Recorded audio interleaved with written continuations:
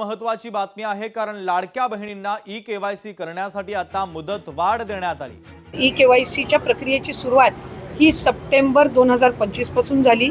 पहिली मुदत ही नोव्हेंबर पर्यंत दिली होती। त्याच्यानंतर 31 डिसेंबर पर्यंत त्या मुदतीमध्ये वाढ करण्यात आली। त्याच्यानंतर 31 मार्च पर्यंत आणि आता 31 तारखेपर्यंत त्या मुदतीत वाढ करण्यात आलेली आहे। अनेक महिला ज्या आहेत ज्यांनी ई-केवायसीच्या प्रक्रियेमध्ये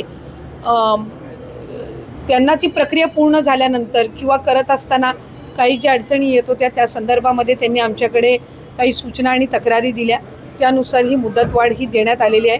अनेक महिला लाभार्थी ह्या त्या मुदतीचा दिलेल्या मुदतीमध्ये ती दुरुस्ती करून ते सबमिट करत आहेत। साधारणपणे 30 एप्रिलपर्यंत त्या संदर्भातला अंतिम जो डेटा आहे हा आपल्यापर्यंत समोर येईल। आमची साधारणपणे ई-केवायसीची जी प्रक्रिया आहे ही राज्य शासनाच्या किंवा केंद्र शासनाच्या ज्या इतर डायरेक्ट ज्या लाभार्थीच्या म्हणजे डिरेक्ट बेनिफिशरी ट्रान्सफरच्या जेवढ्या स्कीम्स आहेत त्या सगळ्यांनाच ई-केवायसी ही मॅन्डेटरी असते। त्यानुसार ही प्रक्रिया ही सुरू आहे आणि त्याच्या अंतिममध्ये अधिकाधिक ज्या लाभार्थी आहेत त्यांना लाभ हा या योजनेच्या अंतर्गत सुरू राहील। परंतु काही ठिकाणी नेटचा अभाव असल्यामुळे त्यांचं केवायसी होत नाही। त्याच्याकडे एप्रिल नाही आता नाही 30 एप्रिलपर्यंत आता दिलेली आहे। त्याच्यामुळे आणखीन तारीख तर येऊ दे आणि ही तिसरी का चौथी मुदत वाढ आहे आणि बऱ्याचशा लाभार्थी महिला ज्या आहेत या त्याच्यामध्ये दुरुस्ती करत आहेत। आणखीन जवळपास 15-20 दिवसाचा कालावधी म्हणजे 30 पर्यंतचा हा त्यांच्याकडे आहे। त्याच्यामुळे त्याच्यामध्ये त्या ई-केवायसीच्या याच्यामध्ये त्यांनी चुकीचे ऑप्शन काही निवडून त्यांना लाभ जर बंद झाला असेल तर ती दुरुस्त त्यांना करता येत असतं आणि आम्ही त्याच्यामध्ये आणखीन पोर्टल स्वतंत्र उपलब्ध करून दिलेला आहे। त्या पोर्टलचा जर त्यांनी वापर केला तर मला खात्री आहे की बऱ्यापैकी सुरळीत केलेली ही प्रक्रिया ही विभागाच्या माध्यमातून लाभार्थ्यांसाठी उपलब्ध करण्यात आलेली आहे। खरं तर महायुतीची एक सर्वात महत्त्वाकांक्षी योजना म्हणजे मुख्यमंत्री माझी लाडकी बहीण योजना आहे। याची ई-केवायसीची प्रक्रिया ही साधारणपणे गेल्या वर्षी ऑगस्ट महिन्यामध्ये सुरू झाली होती आणि त्याला पहिल्या सुरुवातीच्या ह्याच्यामध्ये जवळपास 3 महिन्याचा कालावधी देण्यात आला होता। मग वाढवून आणखीन 2 महिने दिला, आणखीन 2 महिने त्याच्यामध्ये वाढ झाली आणि असा 8-10 महिन्यांचा कालावधी हा ई-केवायसी साठी दिला होता। आणि ही ई-केवायसी प्रक्रिया ही फक्त ह्या लाडकी बहीण योजनेमध्ये नाही आहे तर ज्या ज्या राज्याच्या डायरेक्ट बँक ट्रान्सफरच्या योजना आहेत म्हणजे डीबीटीच्या योजना आहेत ह्या सगळ्यांमध्ये ई-केवायसी प्रक्रिया केली जात असते। आणि हा जो 80 लाखाचा आकडा आहे हा फक्त ई-केवायसीचा नाही, यात ई-केवायसीचे काही महिला असतील ज्यांनी ई-केवायसी केलेली नसेल इतक्या मुदतीत सुद्धा तेही आहेत। काही आम्हाला गेल्या 10-10.5 महिन्यापासून आम्ही एक IT विभागाचा म्हणजे इन्कम टॅक्सचा आम्ही जो आकडा ज्यांचं उत्पन्न 2.5 लाखापेक्षा जास्ती आहे हा डेटा जो आहे हा आम्ही त्या ठिकाणी मागवलेला होता। त्याला साधारणपणे 10-11 महिन्याचा कालावधी गेला तर त्या जवळपास एक 11, 11.5, 12 लाख हा तो डेटा याच्यामध्ये 80 लाखामध्ये समावेश आहे। याच्यात 4.5 पावणे 5 लाख अशा महिला आहेत ज्या 65 वयोगटाच्या पुढे गेलेल्या आहेत जे वयाचा निकष आहे तर त्यामध्ये असतील। त्याच्यानंतर याच्यात सरकारी कर्मचारी ज्यांनी लाभ घेतला होता ते काही हजारांमध्ये होते, 14-14.5 हजार असतील। त्यांच्याकडून वसुली जी आहे ही गेल्या 8 महिन्यापासूनच सुरू आहे त्याच्यामुळे ते याच्यामध्ये आहेत। तर अशा पद्धतीनं काही नमो शेतकरीचे आहेत जे नमो शेतकरीचाही लाभ घेत होते याचाही घेत होते तर अशा पद्धतीनं ते साधारणपणे हा आकडा आहे। याच्यात सुद्धा काही आमच्याकडे ज्या लाभार्थी महिला आहेत यांनी विनंती केलेली आहे की त्यांनी ई-केवायसी करून सुद्धा त्यांना लाभ हा बंद झालेला आहे। आम्ही त्याची फेर तपासणी करत आहोत जेणेकरून कुठलीही महिला जिने ई-केवायसी केलेली असेल ती लाभापासून वंचित राहता कामा नये। त्याच्यामुळे राज्याचे मुख्यमंत्री देवेंद्र फडणवीस साहेब, एकनाथजी शिंदे साहेब, आदरणीय सुनेत्रा काकी असतील, मंत्रिमंडळ असेल यांच्या याच्यानी आपण ती ज्यांनी ई-केवायसी केलेली आहे पण त्यांचा कदाचित काही कारणास्तव टेक्निकल अडचणीमुळे लाभ बंद झाला असेल ती आम्ही करतोय।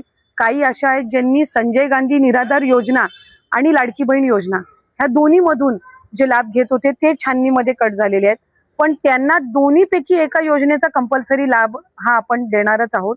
त्याच्यामुळे जे अशा बाय डिफॉल्ट दोन्हीकडे लाभ घेत होते आणि दोन्हीकडनं त्यांची नावं कट झालेली आहेत त्यांना दोन्हीपैकी एका योजनेमध्ये तरी 100% त्याचा शासकीय ह्या योजनांचा लाभ हा मिळणार आहे। काही RTOच्या संदर्भामध्ये तक्रारी केलेल्या आहेत। यातल्या 80 लाखामधल्या जवळपास 3-3.25 लाख हे RTOचे आहेत, ज्यांचे वाहनं आहेत पण ते लाभ घेत होते. हा एक 6-8 महिन्यापासून डेटा मिळालेला आहे, असा कन्सॉलिडेट करून आहे. पण त्यातल्याही काही लाभार्थ्यांनी म्हटले की आमच्या नावाने म्हणजे निवेदन आलेली आहे की आमच्या नावाने कुठलंही वाहन नाहीये, तर त्याची फेरतपासणी होईल. तर त्या पद्धतीनं आहे. आणि साधारणपणे ज्यांनी EKYC चुकवलेली होती त्यांना मुदत ही देण्यात आलेली होती दुरुस्ती करण्याची. त्यामुळे असं आहे. साधारणपणे 91 अशा योजना आहेत ज्याच्यामध्ये EKYC हे त्या ठिकाणी रुटीन ही प्रोसिजर आहे आणि तीच लाडकी बहीणमध्ये पण आहे. फक्त EKYC राबवत असताना आपल्याला UDIचे अधिकृतता घ्यावी लागते, ऑथोरायझेशन घ्यावं लागतं आणि त्याच्यासाठी साधारणपणे 118 बाबींची पूर्तता करावी लागते आणि या बाबींची पूर्तता केल्यानंतर ते ऑथोरायझेशन आपल्याला मिळत असतं आणि या संपूर्ण ऑथोरायझेशनला साधारणपणे 8 ते 9 महिन्याचा कालावधी लागत असतो. त्याच्यामुळे आम्ही ऑथोरायझेशन मिळण्यासाठीची प्रक्रिया ही 8-9 महिन्यांपासून सुरू केली आणि ती मिळाल्यानंतर आम्ही EKYCची प्रक्रिया ही सुरू केलेली आहे. EKYCमुळे ज्या लाभार्थी आहेत त्यांना अधिकचा फायदा होणार आहे, कारण त्यांचं EKYC ऑथोरायझेशन झालं की त्यांना नियमित लाभ मिळणार आहे.